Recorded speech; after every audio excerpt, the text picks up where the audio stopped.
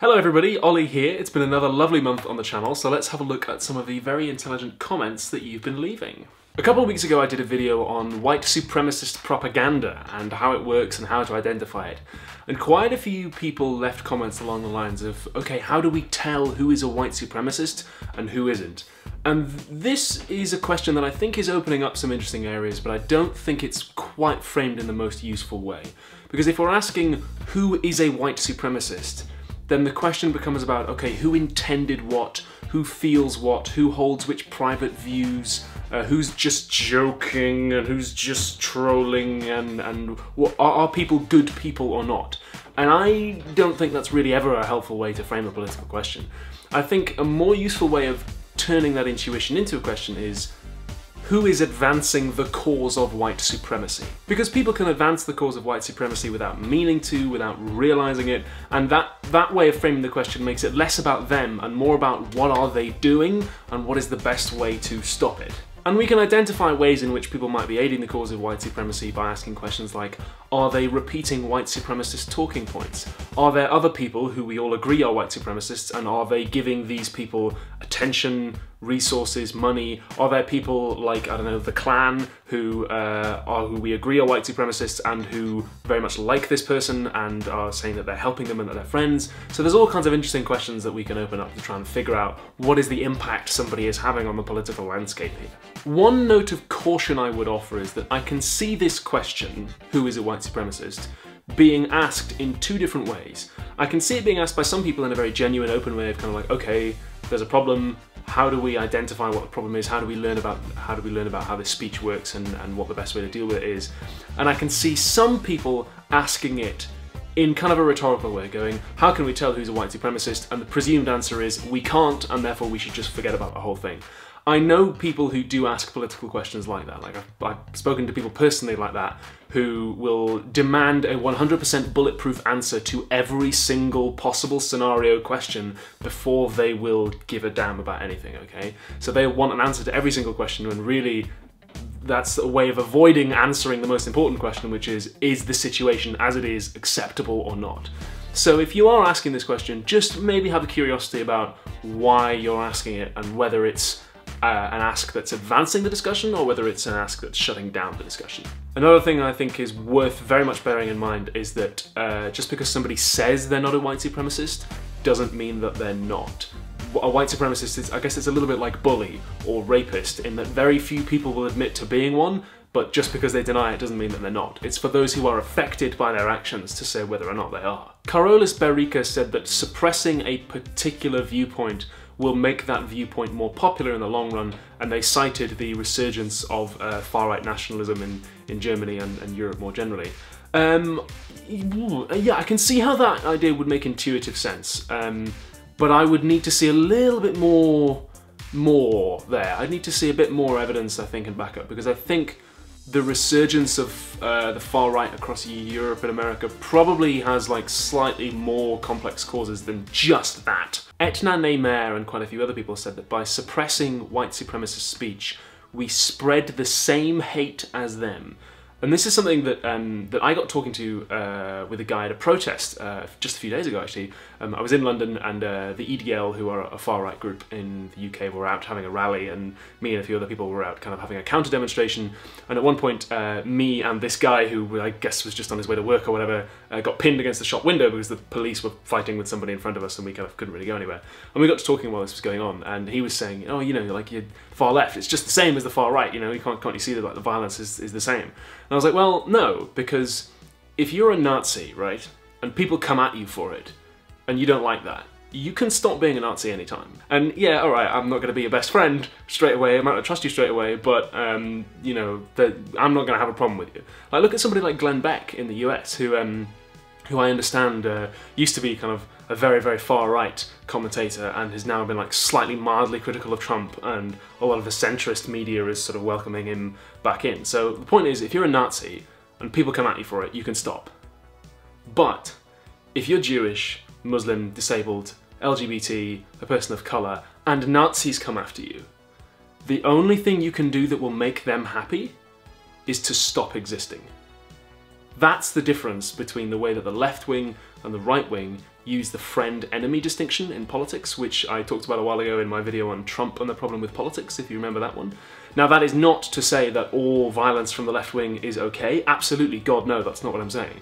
What I'm saying is that anyone who claims to be standing in the centre, like that guy who was just on his way to work, who talked to me, and says, oh, everyone on all sides of me is completely the same. Anyone who says that, like, really doesn't know what they're talking about.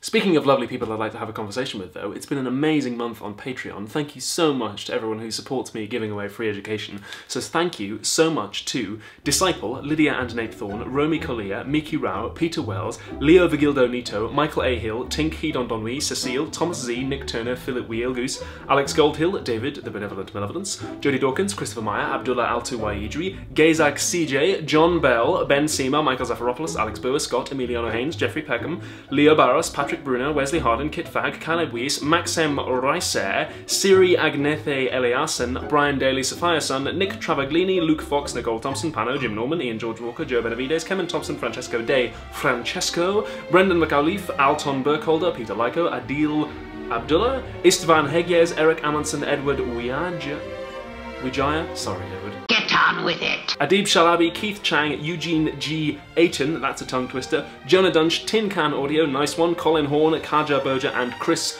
Kershaw. Thank you very much for making sure that I can afford rent and food this month.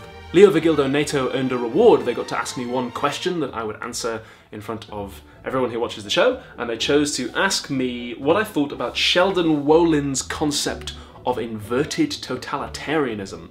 I have not read Sheldon Wolin or anything about his concept of inverted totalitarianism, but having had a quick skim of a few articles, I think the general idea Wolin's going for is that democracy in the USA, and probably by extension in my country, is closer to totalitarianism than we might generally like to think. The tendency of liberalism to slide slowly to the right is something that's been pointed out before by writers like Carl Schmitt and Falguni Sheth, who I recommend, and Hannah Arendt as well. So it sounds like Wolin is saying a lot of the same or similar things to what those philosophers have said, but under a single heading, so thank you very much for the recommendation. Next, we talked about George Orwell 1984 and the link between knowledge and power. The Hard Problem had a brilliant question. They asked whether things like trade secrets and intellectual property could be a kind of epistemic injustice. That's a wrong that you do to somebody specifically in their capacity as a knower and giver of knowledge. Because trade secrets and intellectual properties kind of stop people from knowing things, I think that's the angle they were coming from. And Miranda Fricker, the philosopher we talked about, doesn't mention things like that, but you know who does? Paul Mason, in his book Post-Capitalism, talks about how intellectual property rights and patent laws and so on might be holding us back politically. So if that's something that you're interested in the relation between sort of ethics and the availability of technology, Post-Capitalism might be a good one to check out. Admiral Percy says, "Is it your beard?"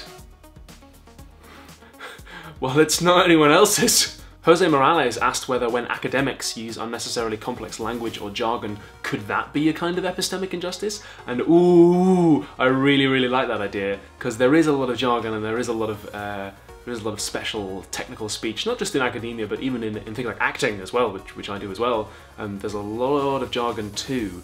So, I don't know, it's interesting to think of, because sometimes the jargon I feel is necessary and useful, but sometimes I wonder what other function is it performing? Is it also kind of a signifier of an in-group? Is it also a power play? Yeah, those are all very interesting questions.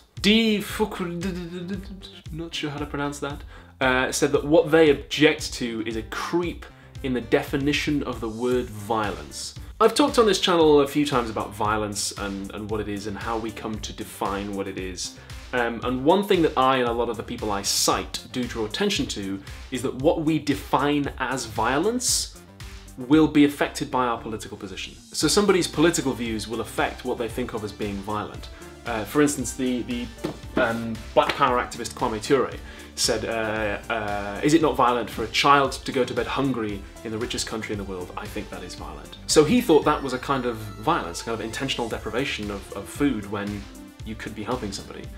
And people with different political views might disagree with him on that. And if we attempt to define what violence is in terms of harm or well-being, then we're going to run into similar problems there, because your views on power and politics will affect what you think of as being harmful and what you think of as being a kind of well-being, and what you think is good for somebody and who gets to say what is good for somebody or harmful. And that doesn't mean that we can never usefully use it, or that these discussions can never be solved and are completely intractable.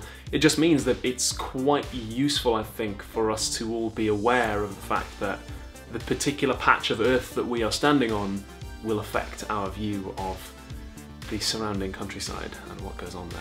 So I guess I'd say it's not so much a creep in the definition of the word violence as the revelation that it was never really as fixed as we thought. By the way, Nicholas Young, the haggis was delicious. Those are all the comments I've got time to go through. Thank you very much for leaving them and for watching, and I will see you in the next video. Bye!